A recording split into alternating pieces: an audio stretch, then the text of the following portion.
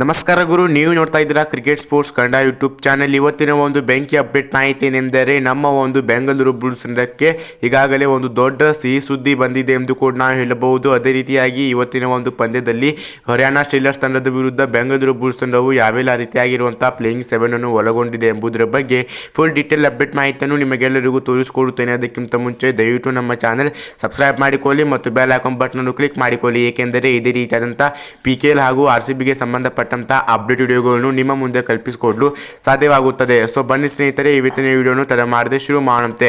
ಸ್ನೇಹಿತರೆ, ಬೆಂಗಳೂರು ಬುಲ್ಸ್ ತಂಡವು ಹರಿಯಾಣ ಸ್ಟೀಲರ್ಸ್ ತಂಡದ ವಿರುದ್ಧ PKL ಸೀಸನ್ 10ರಲ್ಲಿ ತನ್ನ ಕೊನೆಯ ಪಂದ್ಯವನ್ನು ಆಡುತ್ತಿದ್ದು, ಅದರಲ್ಲಿಯೂ ಉತ್ತಮವಾದಂತಹ ಪ್ಲೇಯಿಂಗ್ 7 ದೊಂದಿಗೆ ಹರಿಯಾಣ ಸ್ಟೀಲರ್ಸ್ ತಂಡದ ವಿರುದ್ಧ ಉತ್ತಮವಾದಂತಹ ಪರ್ಫಾರ್ಮೆನ್ಸ್ ಅನ್ನು ತೋರಿಸಲು ಬೆಂಗಳೂರು ಬುಲ್ಸ್ ತಂಡದ ಪ್ಲೇಯಿಂಗ್ 7 ಈಗಾಗಲೇ ಸಿದ್ಧವಾಗಿದೆ.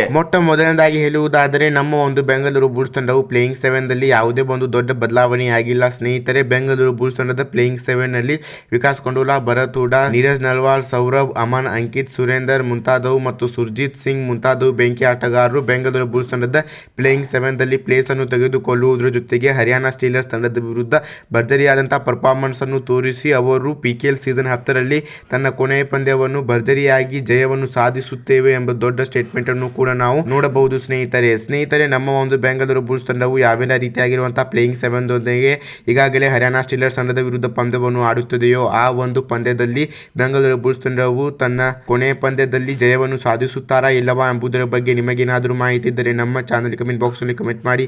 ಇದೇ ರೀತಿಯಾದಂಥ ಮುಂತಾದ ಅಪ್ಡೇಟ್ ವಿಡಿಯೋಗಳು ಸಿಗೋಣ. ಧನ್ಯವಾದಗಳು ಸ್ನೇಹಿತರೆ.